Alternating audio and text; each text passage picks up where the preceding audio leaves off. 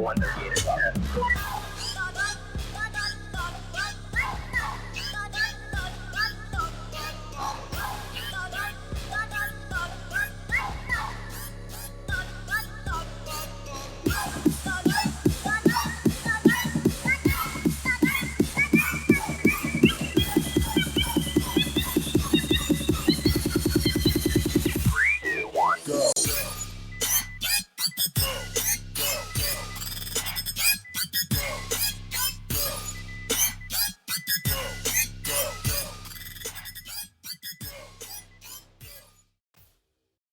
And hello, everybody, and welcome to Sportcat's Daily Gazette.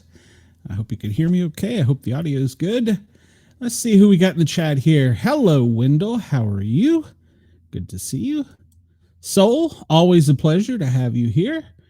Welcome, welcome, welcome. All right, well, everybody, you know the drill. This is the Daily Gazette where we run down all things, well, basically that's going on in the world, and we catch up with some things that other people don't tell you, and we talk about, unlike other podcasts, why you're still here. Some podcast preppers and shows concentrate on why we're going to die today. I got a little different approach to it, so I think we're going to live to see another day. I think the adults are always in charge, so yes, I am in the attic, Wendell. I will be here for a while, so you're going to have to learn to put up with the different look and sound. I am coming to you live from my mom's attic in a remote location hidden deep in the hills of East Tennessee. So yes, I am. Hey, Chris, welcome. Glad you're here. You almost missed me screw up the opening. All right, so welcome everybody in the chat. Once again, this is the Daily Gazette where I go over things that are either breaking in the news or things that are current, and we go over lots of other topics: weather, sports, entertainment, trending events, stuff like that. We're going to start off with a little bit of breaking news. Let me move this over here so it doesn't get in the way. So as we're coming to press, as we're coming online, is that the correct word? I don't know. As the show was starting, we got some breaking news out of Fairfax County, Virginia, and I didn't really get a whole lot of update on this. Hey, Denise, welcome to the show. Well, sometimes, Wendell, it is good to have the adults in charge. Denise, I'm glad you're here. Welcome. So we have some breaking news out of Fairfax County, Virginia. I just pulled this up real quick. Like, this is the Inside Nova, Northern Virginia's leading news source. And Fairfax County Police Department were dispatched to the CIA Langley headquarters. No, I'm not sorry. It's not Langley. It's the CIA headquarters. Or is it Langley? Anyway, it's on Dolly Madison Boulevard on Route 123. They were dispatched to shots fired at CIA headquarters. Easy for me to say. In McLean, Virginia. They said there was a possibly armed suspect on campus.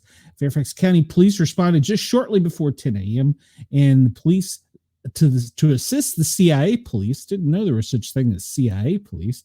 They described a man with a gun to his head on a bench outside the facility's security gate, according to website scanners. And we can listen online, but I'm not going to get that far into this headline. CIA police advised that the man had fired several rounds in the air before the Fairfax County police officers arrived. And so they have Dolly Madison Boulevard, 123 completely shut down, Georgetown Pike and Seville Lane, and they're calling it a barricaded incident, and they're calling in their special operations division, and they will also have their special operations division for fire EMS. So they are no doubt trying to talk this person down.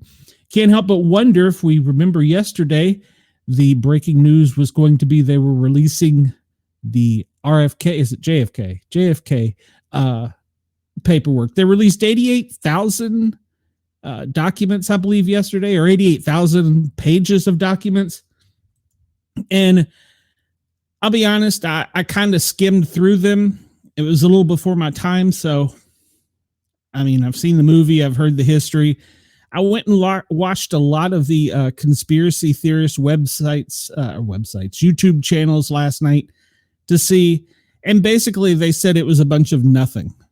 So I haven't researched it yet. I don't know that I will, but from what I understand from people that's their thing, it was a whole bunch of nothing. So, but I will check into it and report back. But so far from everybody, I've heard that nothing to see here is, typical government. So apparently they still haven't released all of the documents. There's still stuff hidden. And FEMA is letting us down today. I don't know if it has anything to do with what's going on in McLean, but at any rate, I think their headquarters is also out that way. I'm not sure. So we'll just jump right into doing our little thing here. And then we'll have some trending news later. So I want to thank everybody at Radio X Australia and to the Yerg's Radio Network. We're live on Yerg's Radio and Rainbow Radio. Thank you, Ross. And we're replayed on Pine Island Radio every night. And so we appreciate them. So, yes. We assume that there would be some redacted stuff, but apparently it's pretty much just a bunch of nothing. Yeah. And I don't think there were any photographs. And I think that was one of the things that they really wanted. I mean, I don't think they wanted the graphic photographs, but I think they wanted more pictures, like from the different angles and from different interviews and stuff like that. And I think there was no audio, video, or photo released. So kind of a bunch of nothing. So 9 a.m. in pool camera time at the White House. The president has received his daily briefing at 11 a.m. And today at 1300 Eastern time, there'll be a press briefing by the White House press secretary. And I'm going to comment on that in a few minutes as well. So there's nothing on the president's official calendar or any official events. And I do want to note yesterday, the executive orders that was closed to the press. And so we weren't really made privy to what the executive orders were. And I'm finding some difficulty in finding things on .gov websites, which is very annoying. Okay, Ross says Lionfont Plaza is home of FEMA. I thought it was also over in Fairfax. That may be the National Firefighter Association, or not Academy. That's in Emmitsburg. It may be the firefighter thing. But yeah, so I'm finding difficulty getting information from .gov websites for official transcripts, official things. And it's not anything new under this president as opposed to the last president. You couldn't get anything out of the previous administration either, which was a bunch of horse hockey. Only a few people get to know the goods. So we know that yesterday there was where did it go? There was a there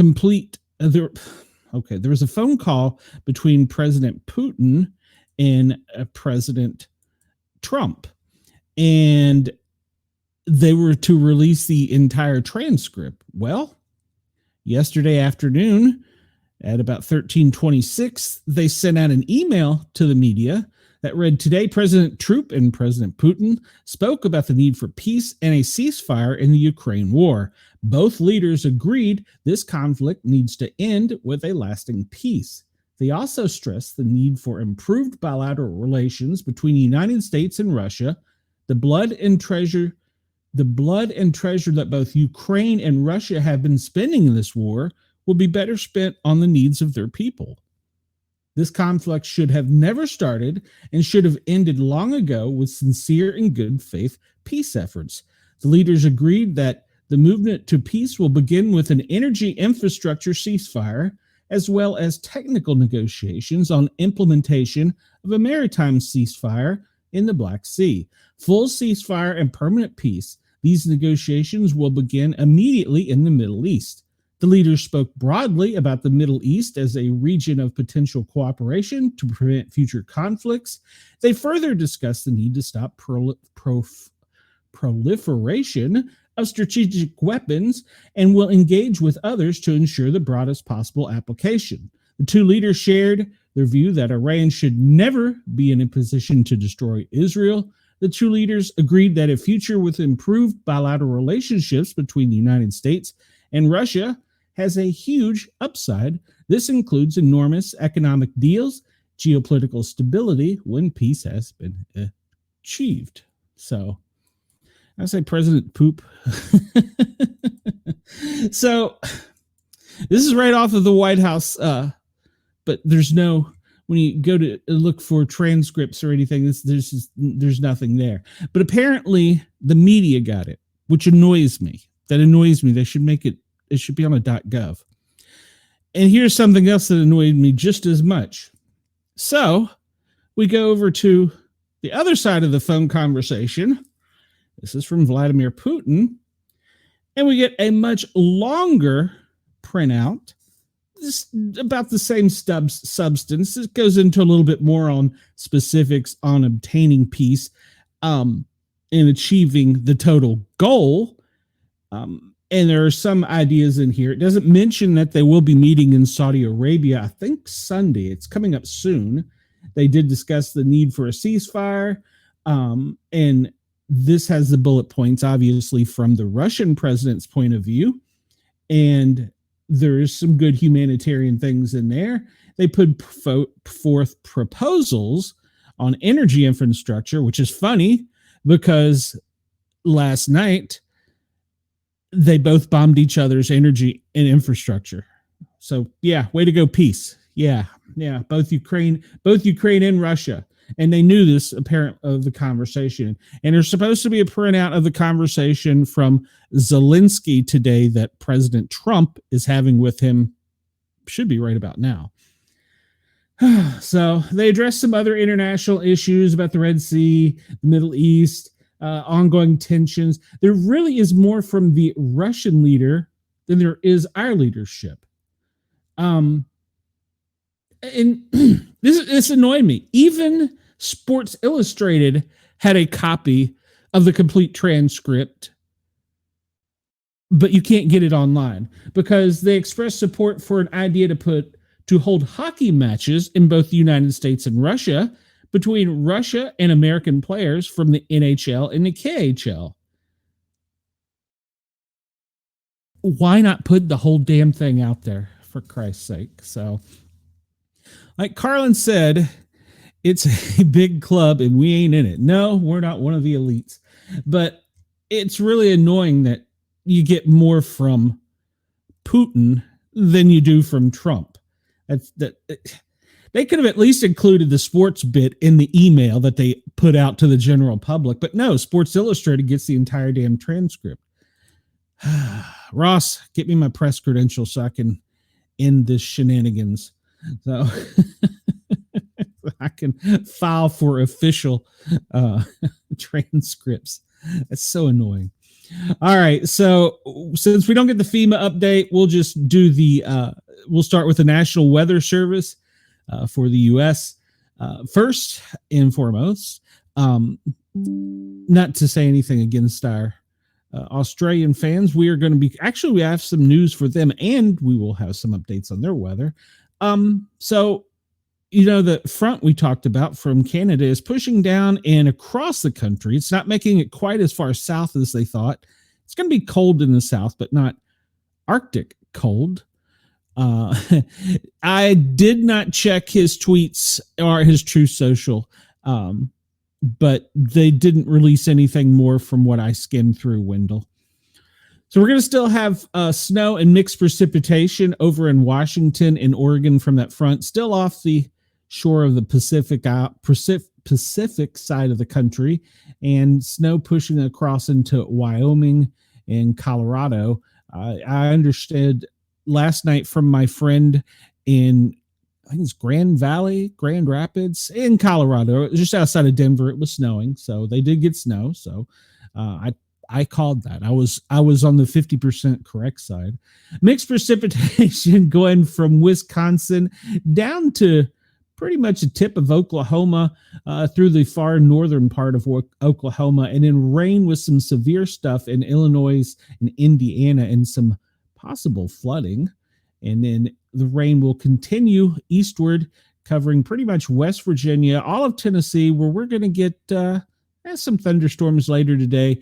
In Alabama, you're in the bullseye again, as well as Georgia. I don't think it's going to be as severe as it was last week, but we're going to keep an eye on this over here on the Pacific. That's going to be the next thing. Tomorrow, that snow is going to continue back across the the Northwest, from North Dakota, Washington to North Dakota, and then from maybe the cold front will get as far down as us. There's mixed precipitation being called for tomorrow from the top of the Appalachian Mountains in Georgia all the way up into the Great White North, extending over to Maine, Vermont, and New Hampshire.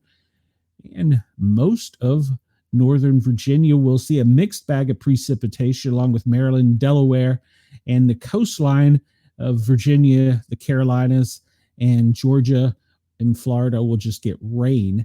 Rain will extend through the Panhandle down to about where Jurg's radio is in Tampa. Yes, yes. Everybody, please come over to the Paranormal Guys on YouTube. That's Guys with a Z, and like, follow, and subscribe. And I'll get 50% of the weather right 50% of the time, and maybe 50% of the news right 50% of the time. So, but I just shocked myself looking at this. I did not see this in Tennessee for tomorrow. I'm going to have to check into that. I like the idea of snow.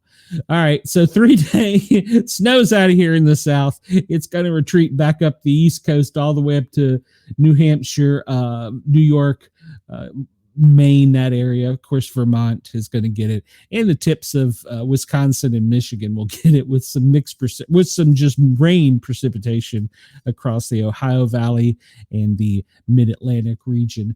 And of course, the West in the Rockies are still going to get a little bit of snow, and out on the Pacific Northwest, they're going to get some snow, especially in the higher elevations. So that will be for Friday. So for Thursday, keep your eye out. We'll see if I get it right, or if they get there's snow in Tennessee. I didn't know that. So, all right. I like snow better than like mixed precipitation. So we'll go with it that way. All right. Our first wind map of the day. Let me refresh that. Yes. And we see that vortex really hasn't moved much. It's kind of extended down some in the Mid-Atlantic region, but it is still pulling off of the Rockies, tapping all the way down into the Gulf of Mexico, and the Gulf of America. But in Mexico, the winds are pulling out of the Gulf of America up towards Mid-Atlantic, the Ohio Valley region. And so that little cyclonic vortex is still pretty strong right there. They're saying the maximum speed winds right now are almost 40 miles an hour. And let's see, I would guess it's probably somewhere right around in there, wherever there is. Where is there? That's as zoomed in as I get. Kansas. All right.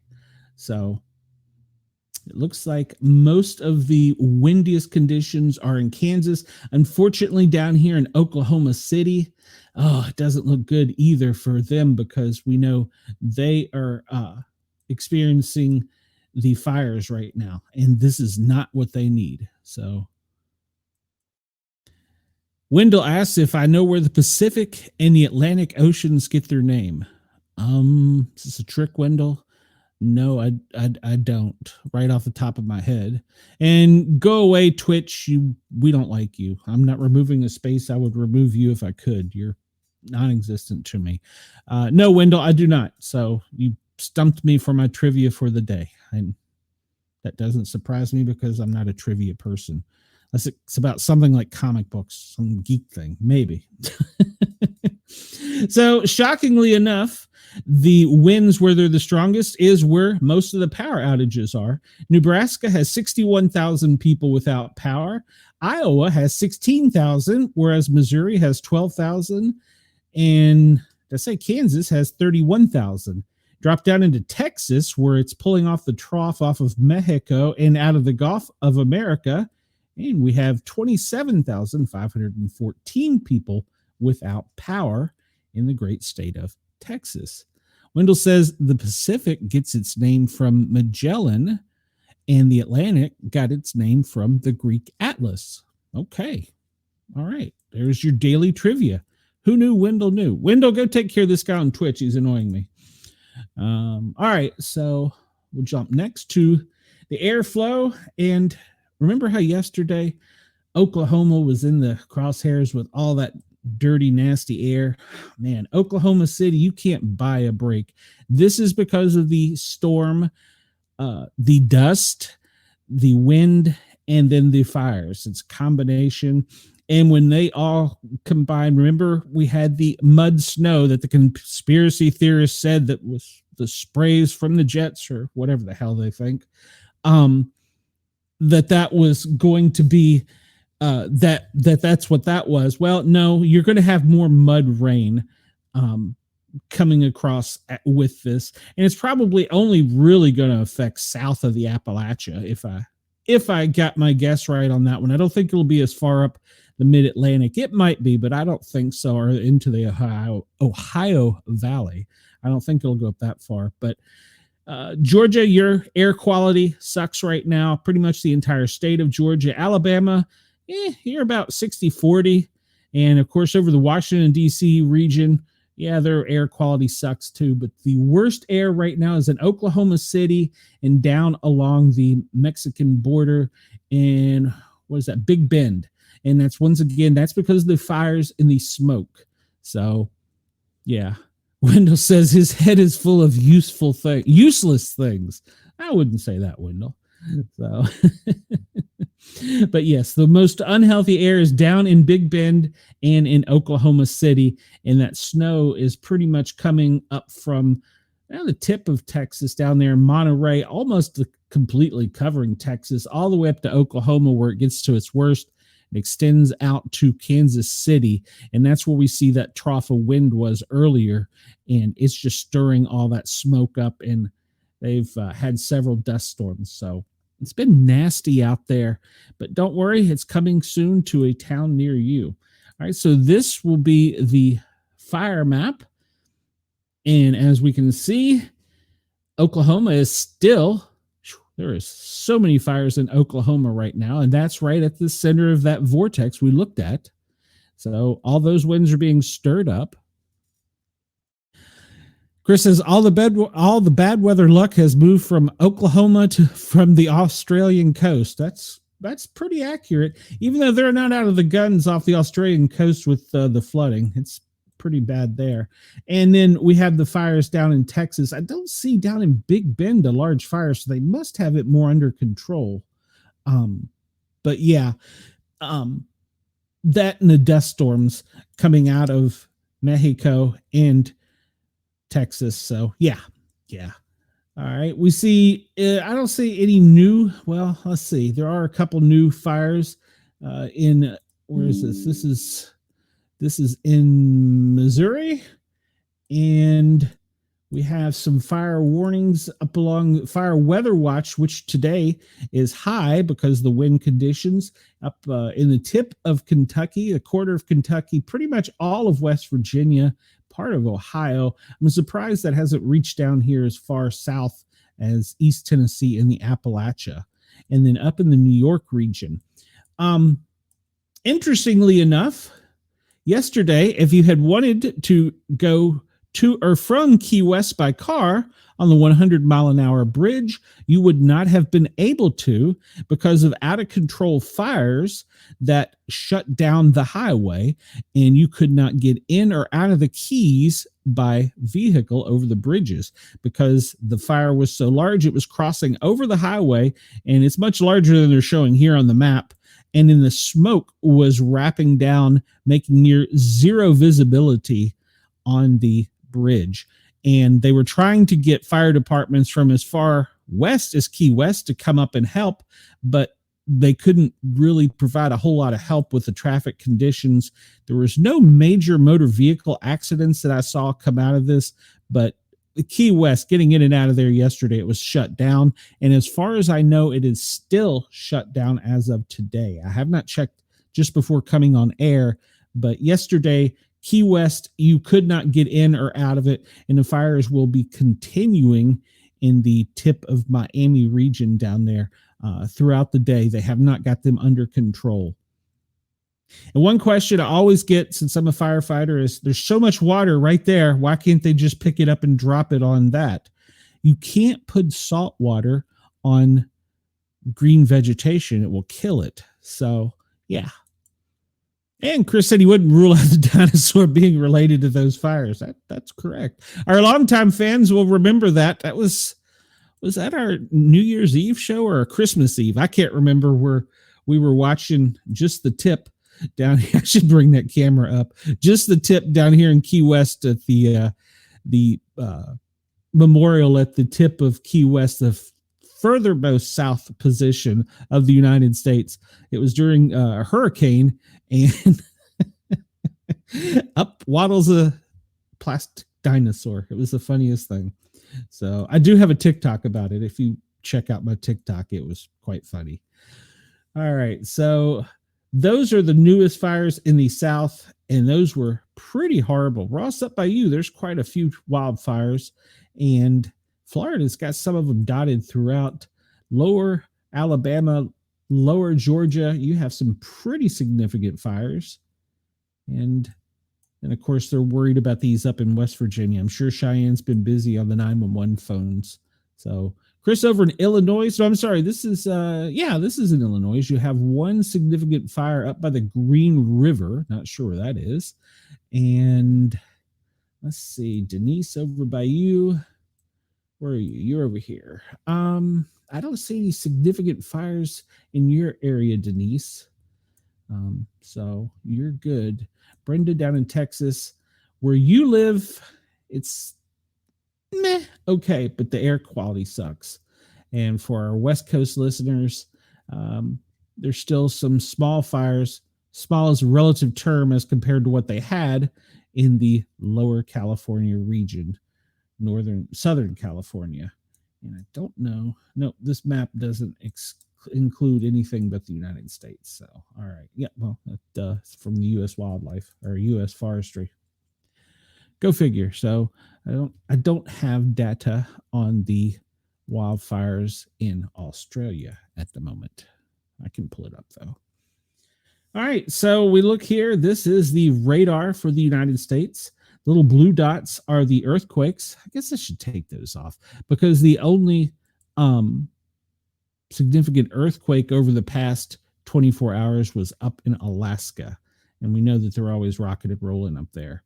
So we see there's gale warnings off the Pacific coast, flood warnings inland, and then the higher elevations, they have winter weather advisories on the Pacific Northwest.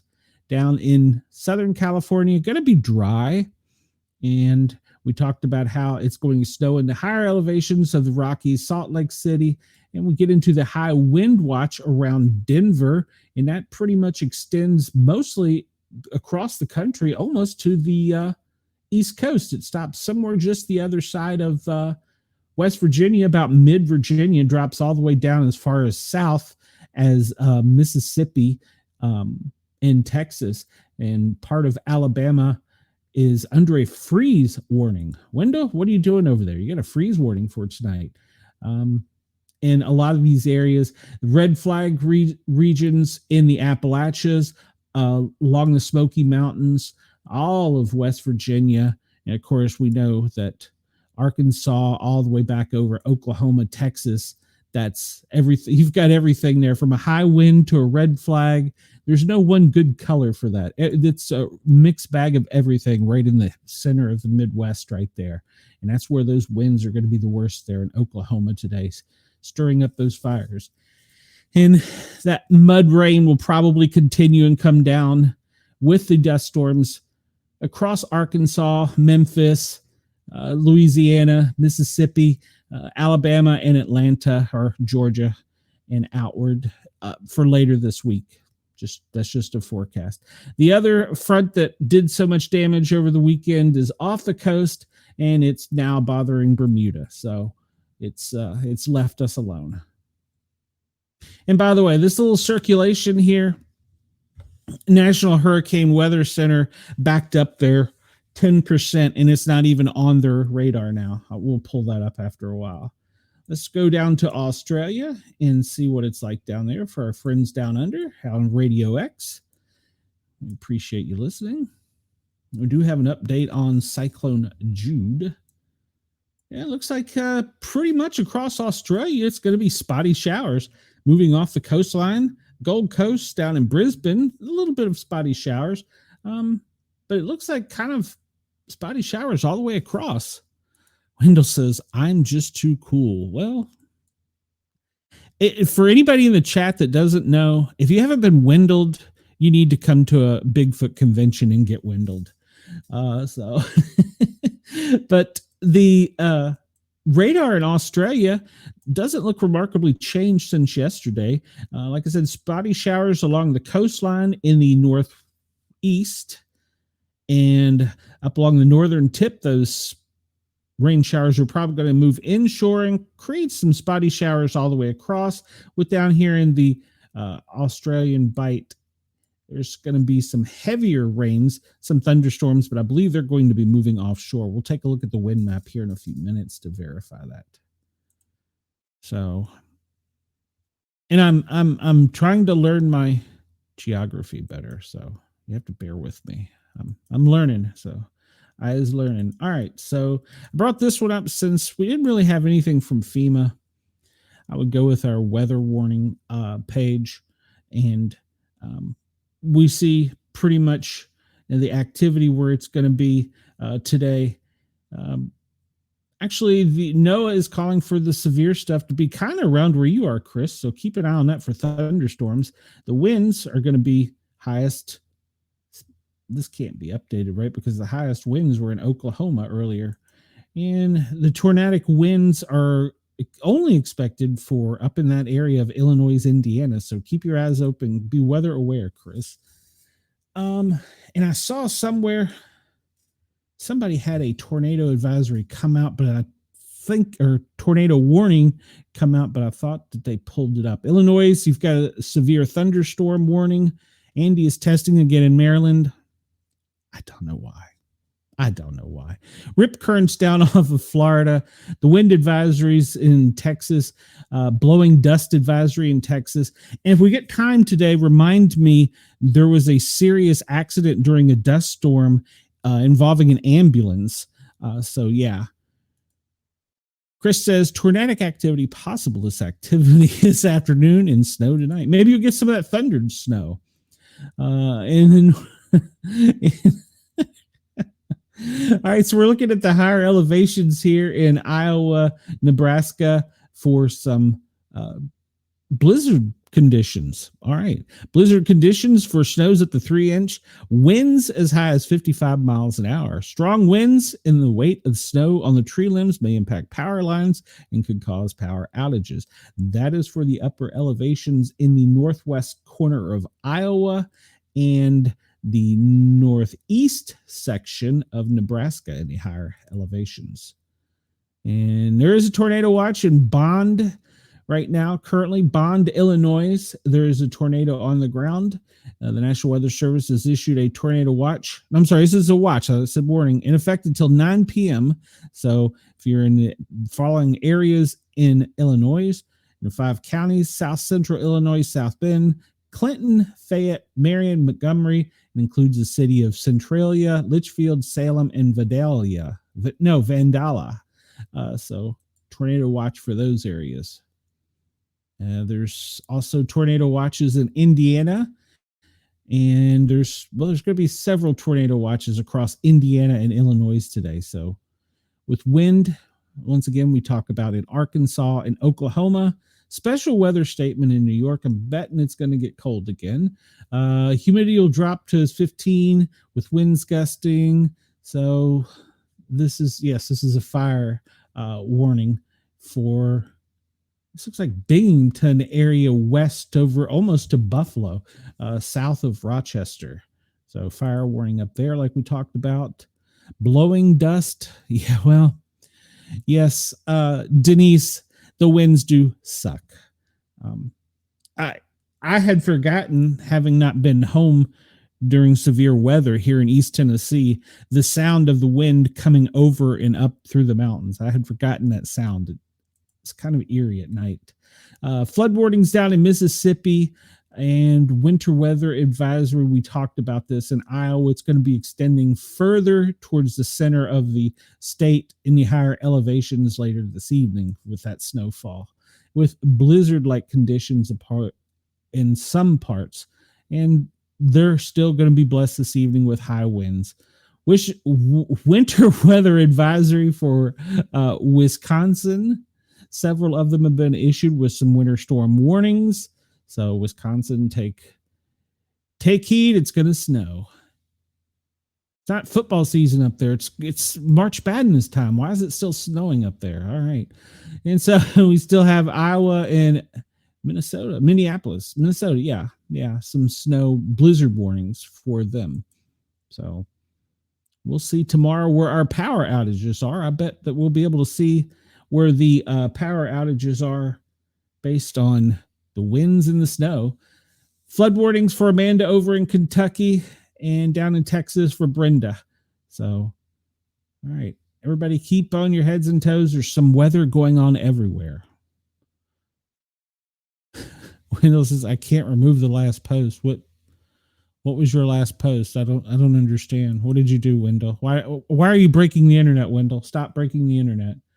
And some parts of Tennessee where I'm at will be having, this is more towards central Tennessee, wind advisory today. Was it windy earlier today when I was out there?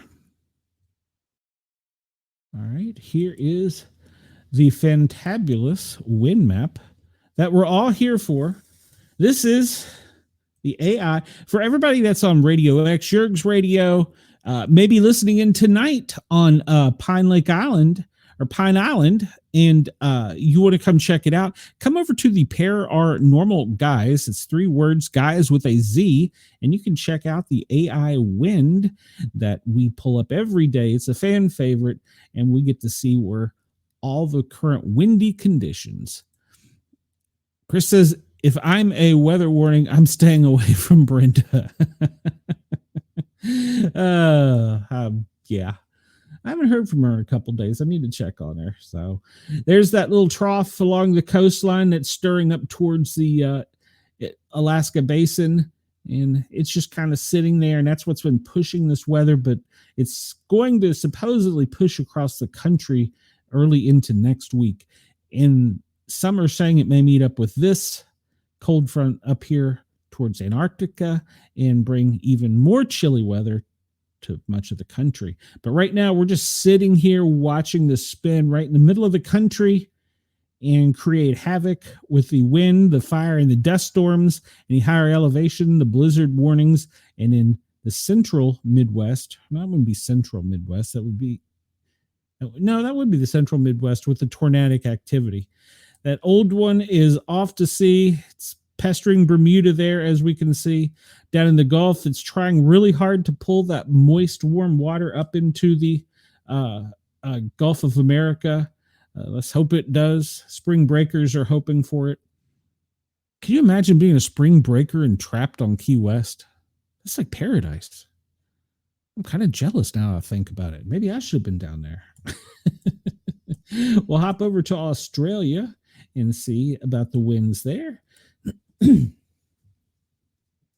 Well, it doesn't look as though there's too much, well, maybe a little bit of wind conditions on the southern end. The southwest is going to be the windiest. It looks like that pattern's just kind of blowing the air inland, but something is stopping it right there on the southeast side of Australia, and it's pushing it back there along the little, is that the Barrier Reef? At any rate, so it's pushing it back. So most of the winds will be going from southern Australia over towards the western tip, just the tip. And over in Brisbane, they will have some windy conditions, but nothing quite so severe as they had last week. And it's following the coastline southward down towards the lower islands of Australia. So, and I do apologize to all of my Australian radio listeners. You can make fun of me. I'm still learning. And so bear with me, please. I'm a work in progress. Just ask Mrs. Sportcat. She'll tell you. Where are we at? Where are we at? We wanted to look at, no, that's South America. No, we want to look over here. And where is Jude? I was thinking Jude was somewhere in here, but it doesn't look nearly as bad as the other map makes it, because should be Madagascar, correct? And it said that it was crossing over Madagascar into Mozambique. But once again, like the past storm, it's doing that weird little thing where it's kind of detouring a little and just sitting there. I haven't got a knack for forecasting cyclones south of the equator, which would be a hurricane too. But so yeah, we'll look at that map here in just a minute and see. But so far, it just seems like the winds are around 19 miles an hour right there off of Mozambique, and only up to 33 miles an hour. So maybe it's just sitting out here. But even the winds there are only, 48 miles an hour? No, it's kilometers an hour. Okay. So yeah, it's a little bit faster than that. All right. Let's get out of this map.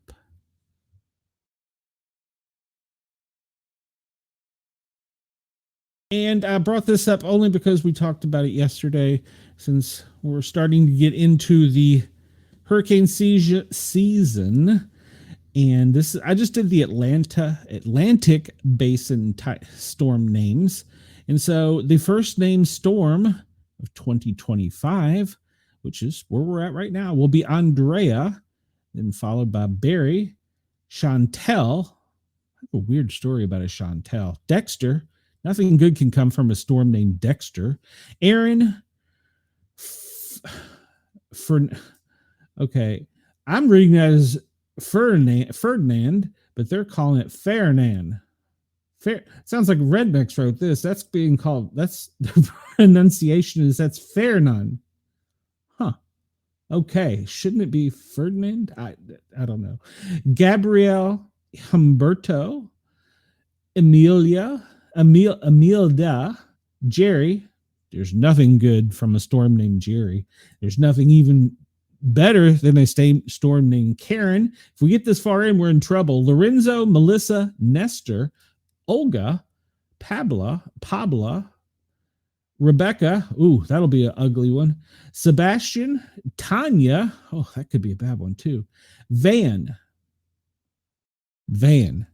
Seems kind of like a simple name. And Wendy. All right. So let's hope we don't make it to Wendy. Why don't we have this storm named Zebra or Zulu? Or I digress. All right. Sorry. But yeah, most of these, I read a while back that they changed the names to, they had more of a, trying to think of how to say a Pacific sounding name, more of a Latino sounding name, because they were easier to pronounce over the radio or be heard if you were in distress. But I read that as Ferdinand, and their pronunciation is Ferdinand. Maybe, I don't know. My Spanish isn't very good, so maybe, I don't know. I got nothing. Don't at me over that one, because I don't know.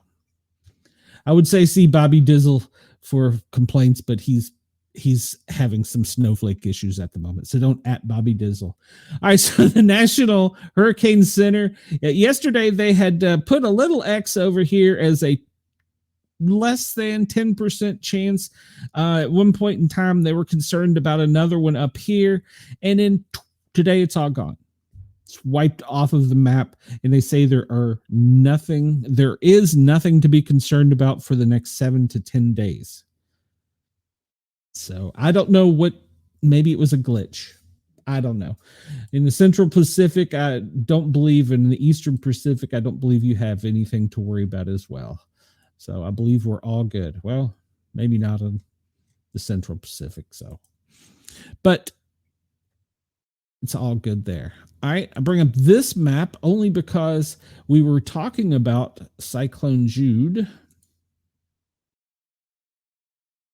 Bring the map up, make it a little bit larger so we can all see it and share like here. Madagascar into Mozambique is where we were concerned about it.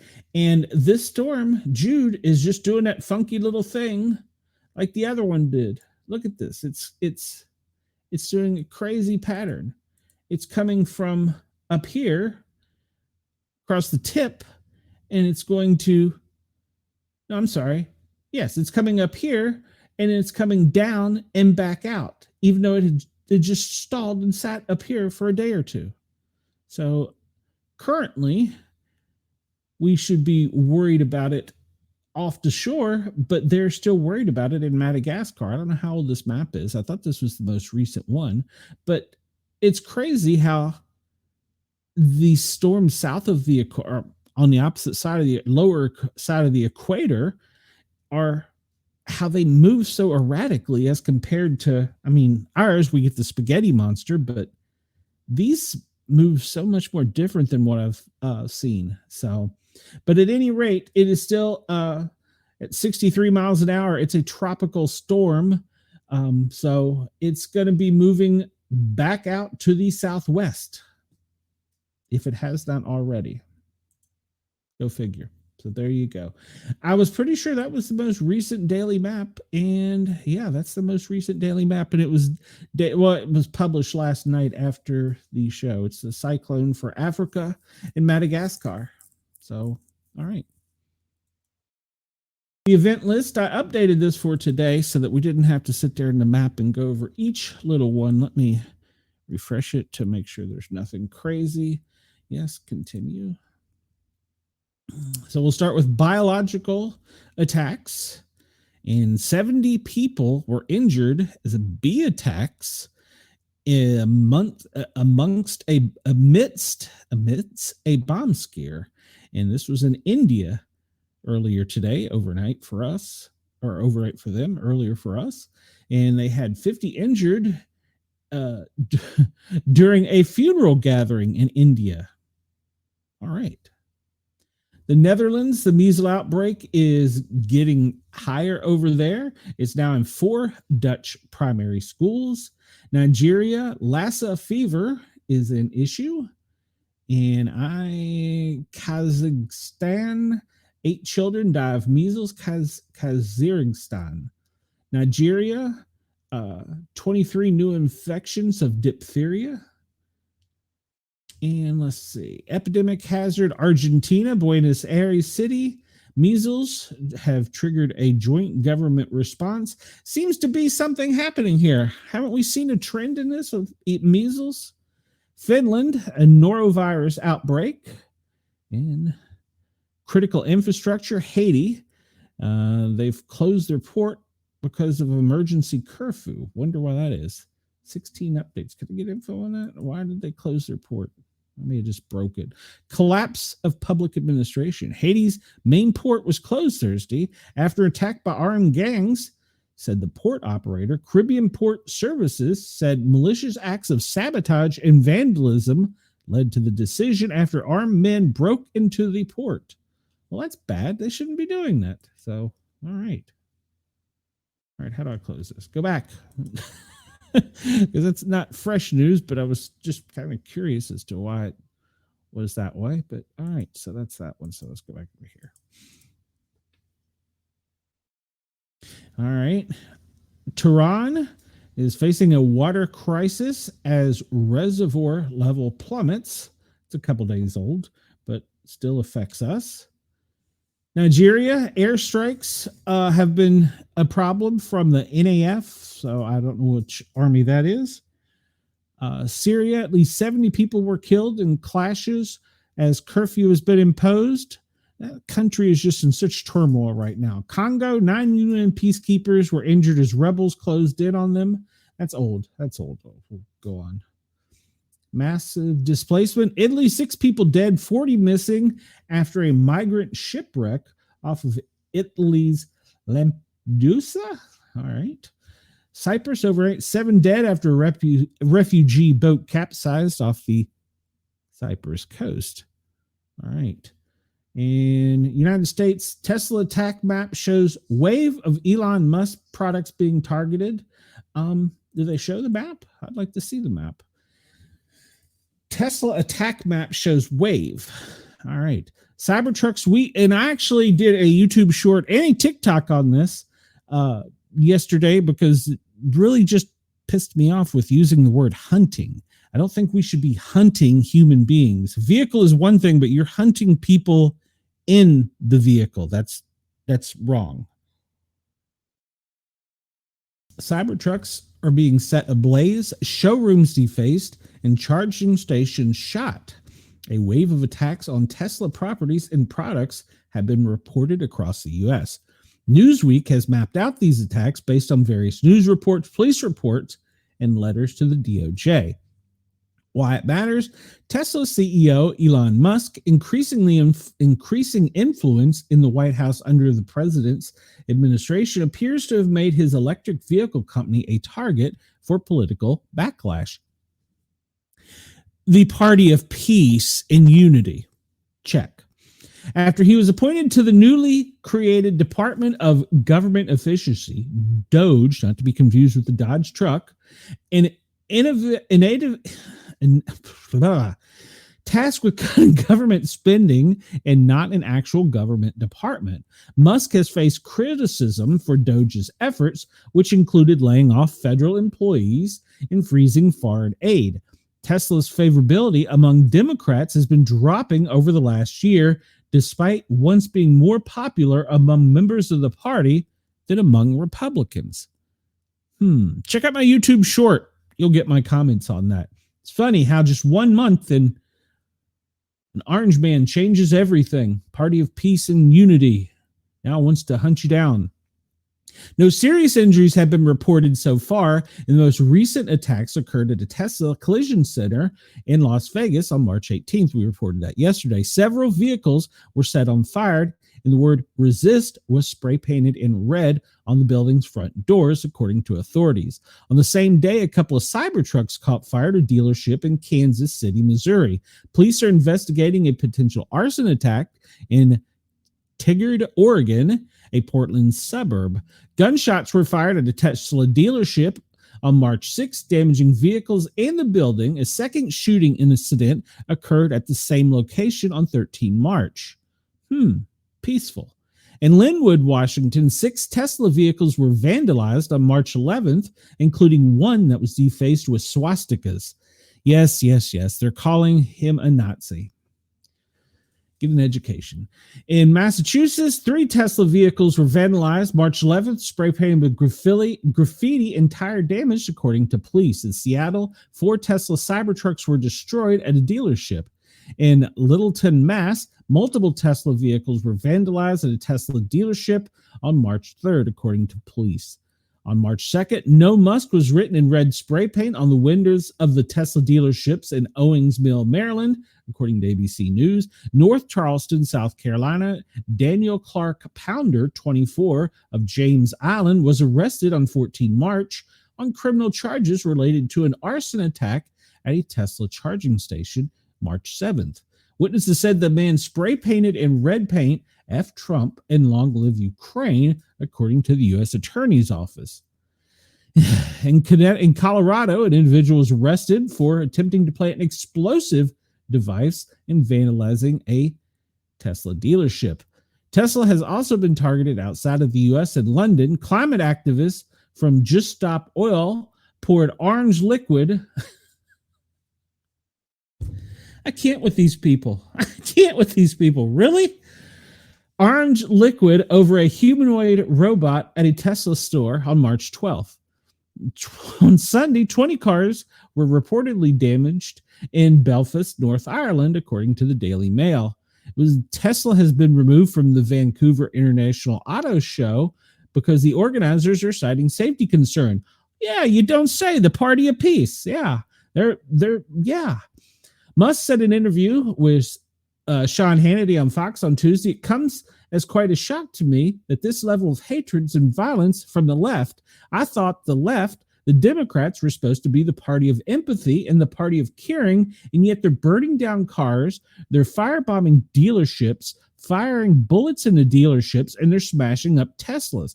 Remember, he used to be a Democrat. Let that sink in, folks. He used to be a Democrat. The Party of Peace. I skipped an entire article I was going to do on the Party of Peace, but I may go back and cover it if we've got time, because now they've pissed me off. So, what people are saying, people are writing, this level of violence is insane and deeply wrong. Yes, Tesla just makes electric cars and has done nothing to deserve these attacks. Attorney General Pam Bondi said in a statement in the New York Times, the swarm of violent attacks on Tesla property is nothing short of domestic terrorism. We will continue investigations that impose severe consequences of those involved in these attacks, including those operating behind the scenes to coordinate and fund these crimes. Yes, that's the next thing. Is there a larger, bigger issue that somebody is behind all this? I would not doubt the Illuminati has something to do with this. Chris says, I'm old enough to actually remember when setting cars on fires was bad for the environment. You think? Not to mention, as I pointed out in my YouTube short and TikTok, it's incredibly dangerous to those around you because of the lithium battery and to the first responders. That's why I have such a problem with it. Yes, Denise, you are correct. That's what makes this all ironic. The Party of Peace, loving, and unity, and we're all going to hug and kumbaya, is a party of bullshit. So, I don't know if I can say that on FM, but Ross said another word earlier, so that's my one allowed word. But just Sportcat rant for a second. This is why your favorability is below 29%. This is why there was a sweeping movement across the country. Chris says Denise spelled moronic wrong. This is why you're not liked. All right. So we'll go on. India, 3 were killed in a group clash over suspected witchcraft. I have a story about that later. In Ganjam, Nigeria, violence erupts in Innu community over alleged herdsman's attack. I consider that'd be a problem. And then there's the party of law and order are not. Well, I'm sorry, Ross, if you don't like that, the fact that most of the people that are doing this are on the Democrat side, that's not very law and orderly. So I don't know. There's a series of courts that they need to be in. So Peru has declared an emergency and deployed the army as violence surges in the capital. India, 47 people detained, 14 cops injured in violence against the prime minister. All right. Germany, and that's kind of old news, but fatally shoot a suspect after a knife attack. Serial demonstrations, North Macedonia. Pain and anger grip North Macedonia after a fire tragedy. We talked about that yesterday. Let's see. War, Israel. Well, the war is hot again. It's on, and it's going to be nothing. I know who you're talking about, Ross. You're saying that we're the party of law and order, not, well, we're certainly not the party out there threatening to kill the president of the United States, threatening to burn places to the ground, hunting families, driving in their SUV and throwing things at them and yelling things at them. Yeah, that's certainly not law and order, Ross. I'm sorry if you disagree. Ukraine. Republicans say they back the blue, then turn around and pardon 1,200 domestic terrorists. Okay, Ross, you're going to try and make a point here. They weren't domestic terrorists, and they weren't charged with domestic terrorism. All right, Ukraine, 2 Russian villages evacuated at fire munitions depot. That's old. Ecological disaster, Mongolia, coal pollution chokes. I can't even pronounce that. Ulaanbaatar are blatantly disregarded court orders. They were out over international waters. So, Australia, strange foam. We talked about that yesterday in Dead Fish. Okay, well, they were traitors. I don't even have a good comeback for you there, Ross. Ecuador, oil spill in Ecuador River brings emergency declaration in the U.S. In Palo Alto, they're spraying for aggressive mosquitoes. We talked about that yesterday. Nigeria, tensions hit as a pipeline in the Trans Niger pipeline exploded. All right. And UK, Southampton explosions. Huge fireball erupts outside of a shopping center, probably party of peace. Thailand, neighbors of Korat scrapyard evacuated after fatal explosion. So let's see, it's old fire. Nepal, fire destroys 17 houses, 8 homes, 8 home shades, and 10 sheds. I wonder if that means homesteads in Nepal. And United States, 3 dead, 1 injured overnight in a house fire. We talked about that one. And Belgium, 150 inmates evacuated to exercise yard during a fire. Nigeria, fire destroys trucks at a Kwara Park. And Japan, 2 dead, 1 without vital signs after a residential fire in Western Japan. And we talked about this one the other day. Or was it last week? There is, Ross, but it's there's 6 first responders that are dead.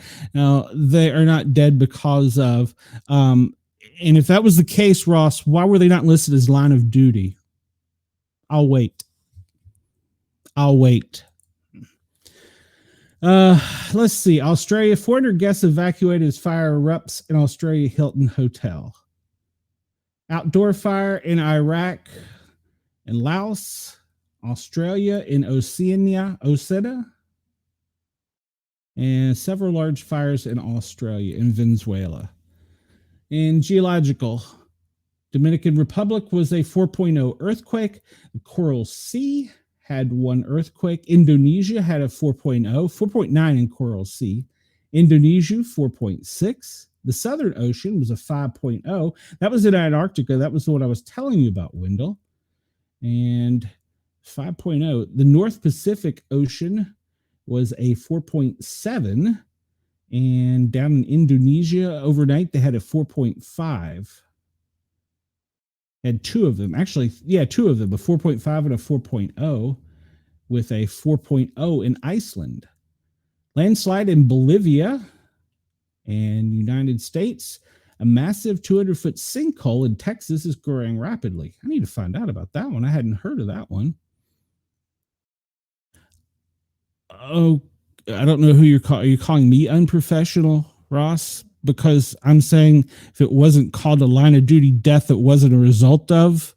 Well, if that's the case, why are firefighters that die from cancer that is obviously a result of their career choice, why are they not considered line of duty? I mean, we can stretch this as far as you'd like. So, I mean, I will pick a bone on that one. United States, Kilauea volcano. I did read about this. It has not totally erupted, but they're concerned about it. Spur, that was the one that was leaking, wasn't it? And yes, that was over the weekend. Iceland, volcano on Iceland's, and I'm not even going to try and pronounce that one, peninsula erupts for the 7th time in a year. Flooding in Spain. Good Lord, maybe I should have went to the map. And flooding in Italy, that's old. Industrial, more than 8,000 without power. Storm swept across Denver. We talked about that. That must be a little old because I didn't see Colorado on the map. Netherlands, power outage in The Hague, affecting 45,000 households with a chaotic rush hour. No, firefighter line of duty death. Cancer is not considered a firefighter line of duty death, if that's what you're talking about. And I don't believe they were line of duty deaths. Ross, release of toxic river Zambia. A river died overnight. A river died overnight after acidic. Okay, they're talking about, I guess, the wildlife in the river died overnight in Zambia after an acidic waste spill at a Chinese-owned mine. Australia had the chlorine leak the other day. We talked about that. Federal law enforcement, whereas various subs have scored funding for 9/11 responders who died of cancer linked contact. You're talking about one specific event on 9/11. Yes, you are correct. They have. But if you go and you look, majority of the United States, line of duty death due to cancer is not a thing. You're not awarded money. You're not listed on the wall. You do not get full line of duty death benefits or burial. And I can tell you that firsthand because two of my firefighter friends have died from it. And the state of Georgia is one of the states, much like rest of the United States, that does not recognize cancer as a leading cause. So let's see. Russia, attack helicopter crashed in the Russian Federation. Okay. Malaysia, flight MH270 initiates emergency response after a cargo fire alert. I did have a funny story. A plane from LAX to Hartsfield, they had a subject get a little bit crazy and started biting people and had to be restrained. I just said they are not considered line of duty deaths. Not 9/11 as an event, they were considered line of duty deaths, yes, but not secondary to cancer. They've isolated that to the terrorist event on 9/11. And okay, you said that the 6 officers who died from January 6th aren't line of duty death. See an NBC story. Okay, well, you can send it to me, but you can go and look and see if they got line of duty death benefits. In other words, I'm saying, was it recognized by the federal government, which at that time would have been a Democrat administration? Was it recognized as line of duty death for the federal government and to the families? Okay, you're saying I want to see that. I have not seen that. I could be wrong, but I don't believe so. Because once again, if that's the case, then why is suicide not a line of duty death in law enforcement? 2 female police officers died of suicide in the past 48 hours. They're not line of duty death. Don't you get me riled up on the line of duty death in public safety, Ross? Public road accident. India, 30 injury after a van overturns in Ganjam. And let's see, that one's old. 4 children among 7 missing as a boat capsized. Madhya Pradesh Dam. That's in India. And tropical cyclone 26-25. Okay. Is affecting the Cocos Islands in Asia. Drought in Iran. That's also due to the dust storms. Liberia, they're also suffering for, no, that's old. All right. Extreme rainfall. Madagascar, obviously, with Jude. Indonesia, Colombia, and Thailand. Honduras, Namibia, New Zealand are also having extreme rainfall. And United States, Iowa has severe hail in the county of Clinton, in the county of Hardwin for extreme hail. Oh, in the I guess those county in Nebraska, the entire state. All right. Heat wave in India. Lightning in Armenia. Good Lord, this is going deeper than I wanted to go. In Turkey, Malaysia, Mozambique. Well, that's to be expected with the cyclone. And thick fog in China. And in the Russian Federation. Severe weather, the United States tornadic outbreak. Damaging winds, large hail threatens the Midwest and the South.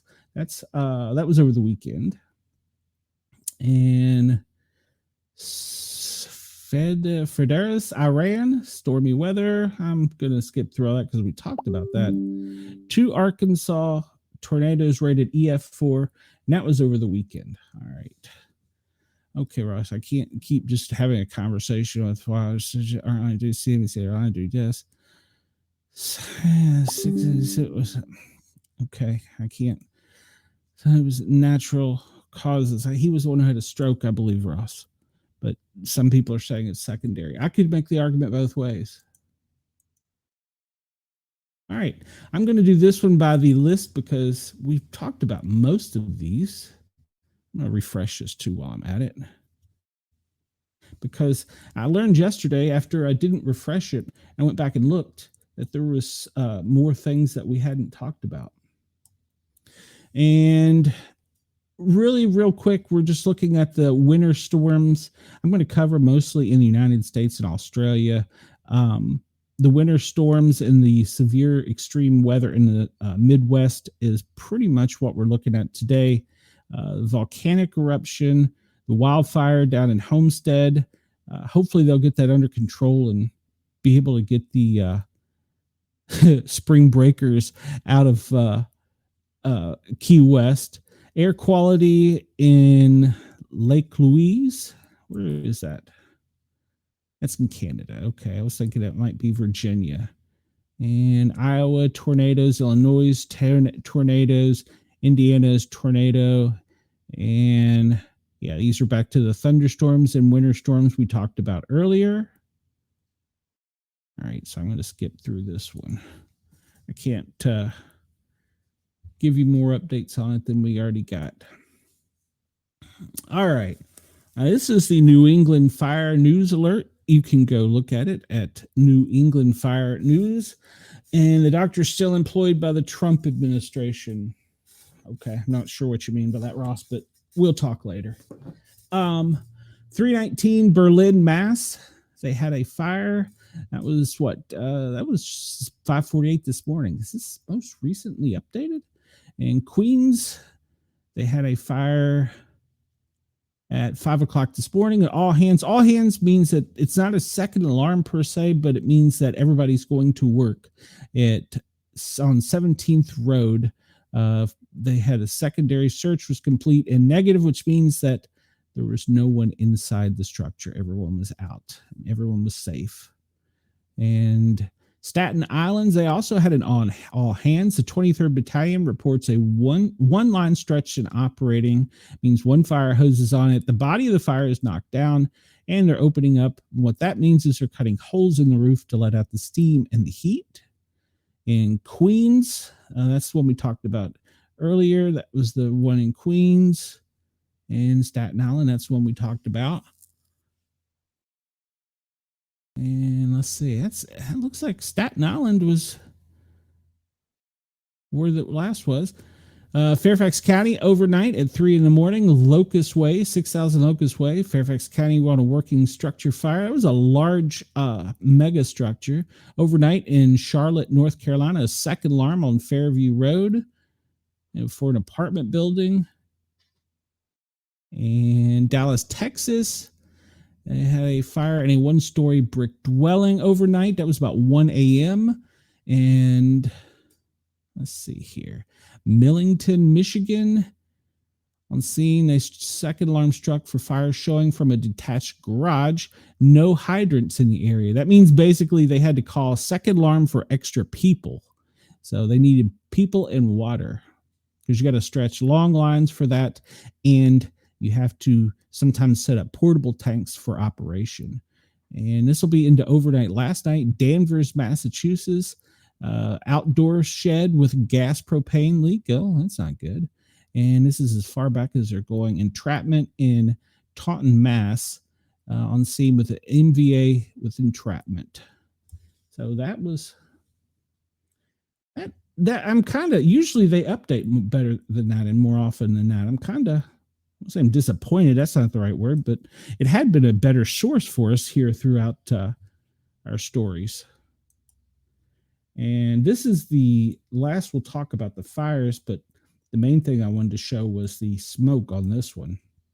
We see that in Oklahoma, in Texas, up there at the tip, and the fires are still raging, but the smoke is blowing down into Mexico in the lower portion, San Antonio south over to Monterey. In the fires in Miami, you can see here where the main body of the smoke, the fire was close to the interstate, or it's not interstate there, I'm sorry, it's Route 1, but the smoke was the biggest problem. In some areas of this, there was zero visibility. And Chris says, some people want me to believe nothing is out of the ordinary with Gene Hackman and his wife. They want me to go about my business and believe their ever-changing story. Yeah, that's been a crazy, crazy story. I don't even know what to make of that one. I haven't really covered that one because it's just been so bizarre. I mean, just bizarre. So smoke conditions. We looked at the air quality earlier, and this is probably because of the smoke that's coming off a lot of the fires, troughing up through the not really the Atlantic coastline, pretty much the southern coastline, Georgia and the Carolinas. And do we have any smoke reports or fires in other parts of the world in this map? Is this the one we looked at? No, this is not. All right, we're going to go to different news now. No, not that one. Not that one either. Good Lord. Oh, it's over here. No, it ain't over here. Where is it? That's it. Today's. All right. Here we are. Good Lord. Where am I? Let me find my screen over here too. Push too many buttons. All right. Chinese warships circle Australia, and they are stroking an anxious nation's fears. Well, Sydney, an unprecedented move by the Chinese warships to circumnavigate Australian territory, has touched a nerve as the country grows increasingly concerned about China's reach and intentions in the region. Australia's military spotted 3 Chinese warships on 10 February out in the Arafur Sea of the northern tip of Australia, but appeared to have little inkling as to what the ships were doing. They were just setting out on unprecedented voyages that would bring them within 150 nautical miles of Sydney as part of what is likely to be, according to the defense minister, a complete circumventual navigation of Australia. I should have went and got the whole article, but I actually saw this covered. They were doing war games completely circling Australia, and the intelligence aircrafts that the U.S. and Australia have up monitoring this, the flight paths have almost covered the entire continent. It was pretty impressive. I'll give a shout out to Monkey Works for that, because he did a great story on that one. Okay. Attorney General Bondi has warned that the swarm of violent attacks on Tesla as domestic terrorism. Agreed. U.S. Attorney General Bondi released a statement overnight calling the violent attacks on Tesla showrooms, service centers, supercharger networks, and vehicles nothing short of domestic terrorism. The swarm of violent attacks on Tesla property is nothing short of domestic terrorism. The DOJ has already charged several perpetrators with that in mind, including cases that involve chargers with 5 to 6 year mandatory minimum sentences, Bondi stated in a press release. She went on to say, "We will continue to investigate that impose severe consequences on those involved in these attacks, including those operating behind the scenes," which is what we talked about earlier. So, and we saw yesterday the fires. That was at the Las Vegas dealership where there was multiple cars set on fire. So, and I don't think this is just really covering Twitter showing all the stuff there and going, and it should be. Oh yeah, I did hear this earlier. A website called Doge Quest is publishing names and addresses and phone numbers of Tesla owners across the U.S., complete with an interactive map and Molotov cocktail cursor. So that's real peaceful. That's a peaceful protest. Jesus Christ. Can't with these people. So you can catch go to Twitter and see all of this.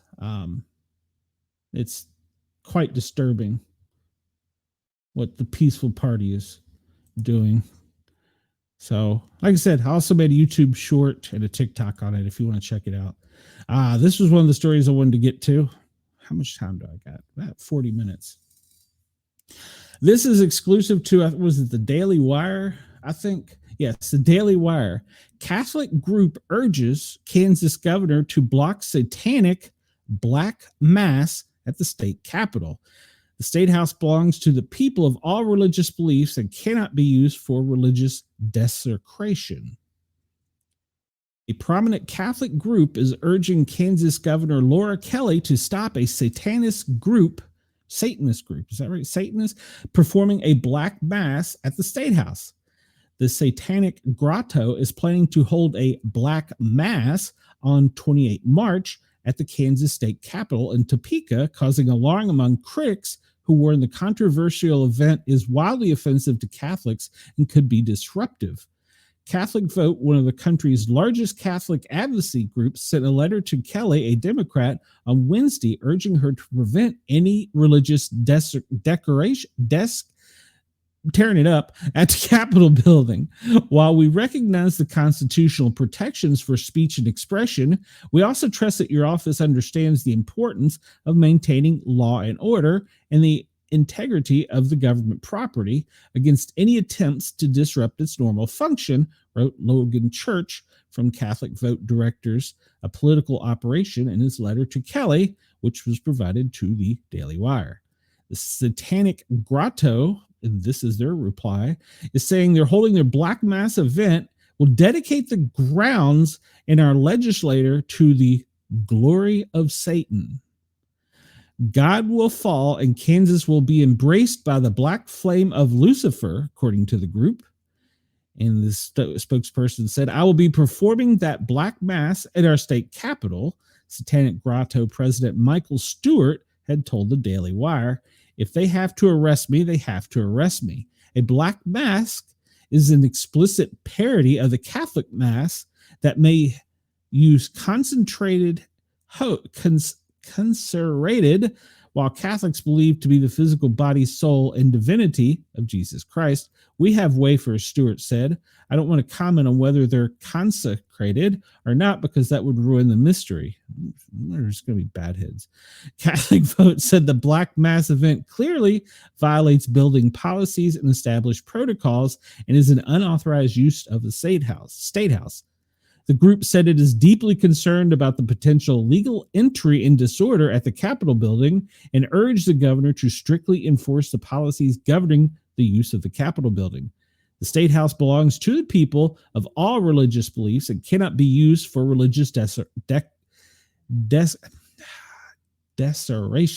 The group wrote, if Stewart or his group attempts to trespass or disrupt the Capitol's function, law enforcement should be fully prepared to respond appropriately, including arrest if necessary, Catholic Vote wrote. The group called on the governor to make sure security limits entry to those with official business and is prepared to prevent safety threats to members of the public, including those peacefully praying outside. The Kansas Capitol symbolizes law and order and the value of the people. It represents allowing a group that openly declares its intent to violate regulations and perform blasphemous acts inside a state building, which would set a dangerous precedent, Catholic Vote said. Kelly has said that all events on March 28th will be moved outdoors and no protests will be allowed in the State House on that day. Respect for the constitutional rights must be balanced with commitment to preserving order, safety, and integrity of public institutions, Church said in a statement to the Daily Wire. When an individual or group openly challenges the law that governs public spaces, it is not only a matter of policy enforcement, but of protecting the values that hold our community together. She added, Christians everywhere should unite, standing firm against such blasphemous actions from all angles through peaceful protest, public dialogue, and unwavering support for the sanctity of our shared values. Apparently, this guy has previously showed up at other places and performed lewd gestures to pro-life protesters. All right, so apparently there's going to be a Black Mass at the State House on March 28th in Kansas City. We'll have more on that. That's definitely an interesting piece. I love the quote in there that they were going to release Satan onto Kansas or whatever. Where's Toto when you need him? Oh, goodness gracious. And yesterday we welcomed home our astronauts who had been up in space for several months. And as soon as they, well, not as soon as they splashed down with the capsule, they were welcomed not just by us and all the camera crew, but they were welcomed by dolphins. Yeah, several dolphins came up and were curious about it, approached it, and just kind of checked it out. They were seen leaping out of the water nearby and appear unfazed that something from space had just fallen down on top of them. So In the video, a female voice was describing some of the safety checks taking place in the procedures for pulling the capsule out of the ocean. But then she saw something else. Wow, we got a cute little pod of dolphins. It wasn't just two. I mean, the water just looks beautiful. Yeah, there was quite a few of them. It was fun to see. So hopefully there was nothing on it that had venom. Was it venom? Yeah, venom come from outer space. Yeah, hopefully venom didn't get on a dolphin. So, yep, the dolphins were there to welcome the NASA astronauts home after having been stranded. There's a picture of them, dolphin cam. I think that's great that they just happened, I guess, be cruising near and they heard this big splash and they're like, hey, let's go check this out. So you can see all the videos. I can't play them because of copyright violations, but you can go see all of them over on X, formerly known as Twitter. But it was quite cute. And then somebody asked me, gosh darn it. Well, we'll just talk about it. Somebody asked me yesterday about, had messaged me and asked me, they saw that these astronauts were carried off on either a stretcher or basically in small wheelchairs, and they call them stair chairs. And it's considered mostly peaceful, just like when CNN reported the fire is a raging fire. Yeah, they took over that Wendy's. Wendy's still can't build on that parking lot in Atlanta. But somebody asked me about why the astronauts were being wheeled off in either gurneys or small makeshift wheelchairs. And those wheelchairs that they were using are actually called stair chairs. We use them in EMS, and they're just light, foldable aluminum wheelchairs. And that's because for however many months they've been out in space, our body does what we call homeostasis, means it's always trying to return to normal.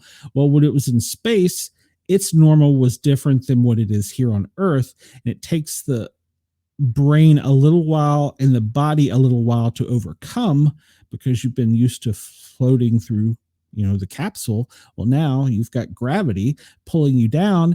And in fact, one of the astronauts was quoted as saying that she's having to learn to walk again. I don't think that it's so much she's having to learn to walk again.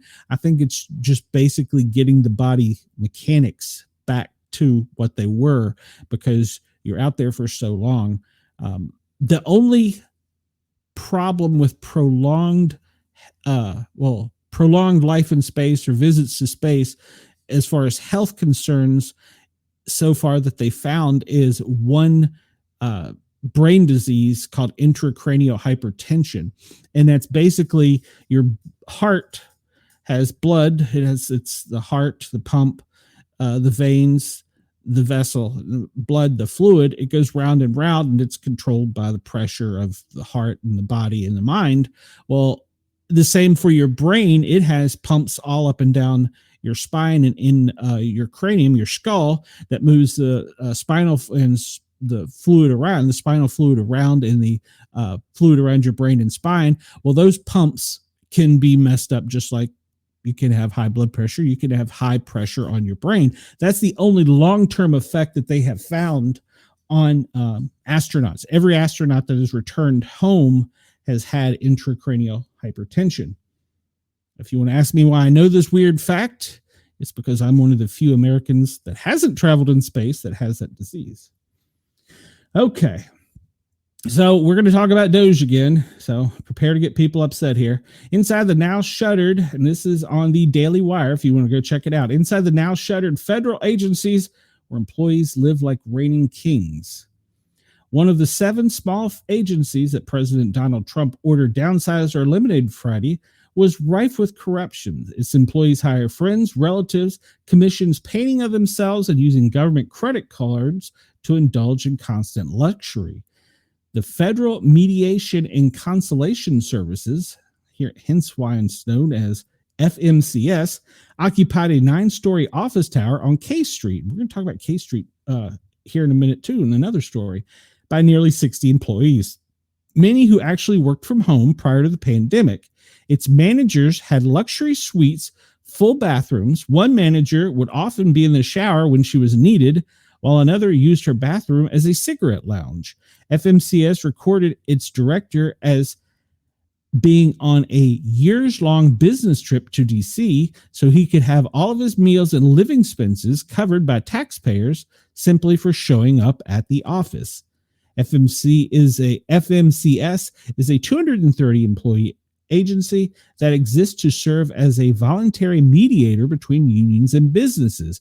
As an independent agency, its director nominally reports to the president, but the agency is so small that in fact there is no oversight at all, and it showed becoming a real-life caricature. It's where they're making fun of cartoon when they're making fun of the department, where it's a target of Doge. This reporter talking about I forgot which one is this. The reporter for this agency has done a year-long investigation into the agency. And that was over a decade ago. And the self-serving violations of hiring, pay, contracting, purchasing cards rules. One thing I could not discover is why the agency actually existed other than to provide luxurious lifestyles for its employees. Endless junkets to resort destinations, which employees openly used to facilitate personal vacations, were justified as building awareness of the agency in the hopes that someone would actually want to use its voluntary services.